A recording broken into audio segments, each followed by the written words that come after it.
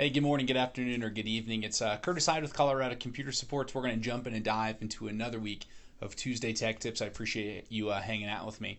Well, this week we're going to do a Gmail-focused tech tip. I know we've done quite a few with an Outlook focus. We're going to switch gears, go to a little bit more Gmail. And what we're going to talk about today is sending what is called a confidential email or putting your email in confidential mode. And why you may want to do that. So it's very simple to do. All you're going to do is open a new message. Inside of the open new message, you're going to click this icon right here. Now, as soon as you click and open that, it's going to open this screen.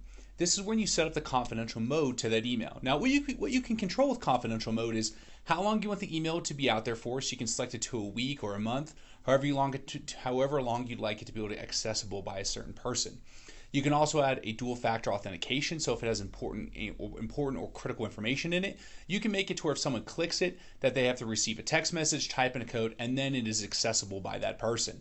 Now, another cool feature about this is allow someone to where you can control that they can't print from it, they can't copy it, they can't forward it. There's a lot of control that can be done to that type of email. Now, be mindful that they can't print it or they can't copy it. However, that will still allow someone to be able to take screenshots. So if it's some type of information you don't want to be screenshot, just keep that in mind that someone still has the ability to take a screenshot or a picture of it, even though they can't access or download the actual file from the computer that you may be sending.